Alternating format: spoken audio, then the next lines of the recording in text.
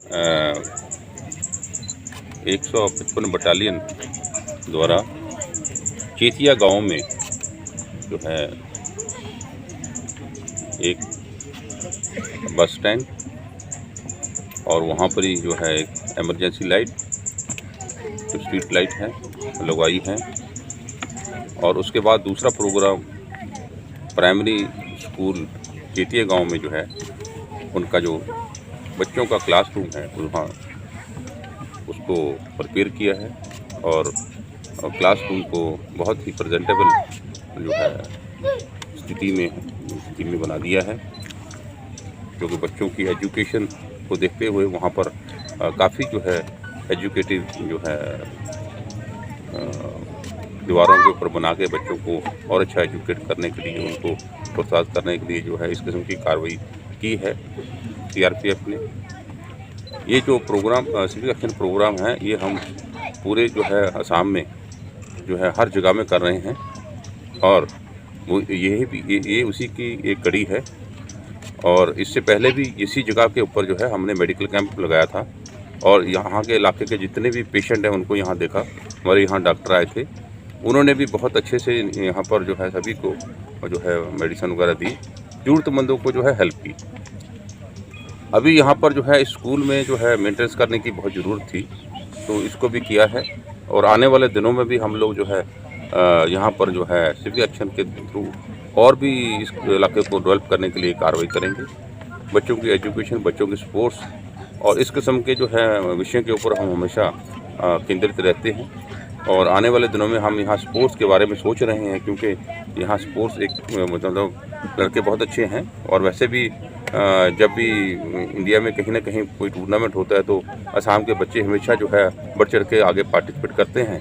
हम चाहते हैं कि इस इलाके के बच्चे भी आगे आके जो है इस इलाके का नाम ऊँचा करें। Thank you. मैं विशेषকৈ CRPF 155 বেটেলিয়নক ধন্যবাদ জনাইছোঁ। তেওঁলোকে যিখিনি মানে আজিলৈকে কোনো চৰকাৰে কৰাও নাই আৰু আমিতো কৰিব পৰা নাই। তাৰপিছতে তেওঁলোকে যিখিনি মানে কিমান সাহায্য আগবঢ়ালে, স্কুলখন একেবাৰে জৰাজীৰ্ণ অৱস্থাত আছিলে। তাৰপিছত তেওঁলোকে ফাউণ্ডেশ্যনখিনি সম্পূৰ্ণ স্কুলখিনি ৰিপেয়াৰিং কৰি দিলে, তাৰ বাবে তেওঁলোকক বহুত বহুত ধন্যবাদ জনাইছোঁ। তাৰপিছত স্কুলখন আমাৰ আজিৰ নহয়, স্কুলখন 78ৰ হয়, 1978ৰ। আৰু ময়ো এইখন স্কুলতে পঢ়িছিলোঁ আৰু গ্ৰেজুৱেশ্যনো কৰিলোঁ আৰু এইখন স্কুলত মই শিক্ষকতাও কৰিছোঁ। তাৰপিছত মানে চৰকাৰে বহুখিনি স্কুল আগতে প্ৰভিঞ্চিয়েলাইজেশ্যন কৰিছিলে, আমি কিন্তু বঞ্চিত হৈছোঁ সেইবিলাকৰ পৰা। আৰু এনেকুৱা নহয় যে আমি যোগাযোগ কৰা নাছিলোঁ, আমি সম্পূৰ্ণকৈ যোগাযোগ কৰিছোঁ। আমি ডকুমেণ্টছ আৰু ষ্টুডেণ্টো আছে আমাৰ, বৰ্তমান আছে আমাৰ 43 আছে বৰ্তমান।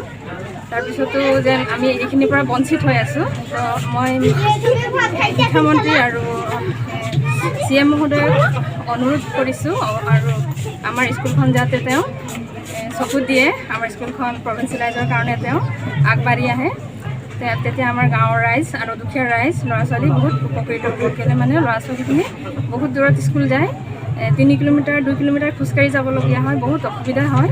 মই আকৌ CM ছাৰক মই অনুৰোধ কৰিছোঁ যে আমাৰ স্কুলখন যাতে তেওঁ চকু দিয়ে, আমাৰ স্কুলখন প্ৰভিঞ্চিয়েলাইজেশ্যন কৰে, আমি সেইটোৱে মই বিচাৰিছোঁ। হয়, বহুত অসুবিধা হয় সীমামূৰীয়া, কেলৈ মানে নগাৰ লগত আমাৰ এনি টাইম মানে কাজিয়া পেচাল হৈয়ে থাকে সৰু সুৰা। স্কুললৈ হওক, ডেভেলপমেণ্ট, যিকোনো গাঁৱৰ ডেভেলপমেণ্ট হওক, যিকোনো কামতে স্কুলৰ আমি আজিলৈকে মানে আমাৰ গাঁৱতে এটা অংগনবাড়ী চেণ্টাৰ এটা বনাব পৰা নাই, আছে কিন্তু মানে য'ত ত'ত মানে জৰাজীৰ্ণ ঘৰ এটা কৰি পেলাই অংগনবাড়ী চেণ্টাৰটো তেওঁলোকে চলাই আছে। তো বিল্ডিং এটা যদি বনাব বিচাৰে নগাবোৰে আহি মানা কৰে, মানে তেওঁলোকে কয় যে আৰু এইখিনি কৰিব নিদিয়ে তেওঁলোকে।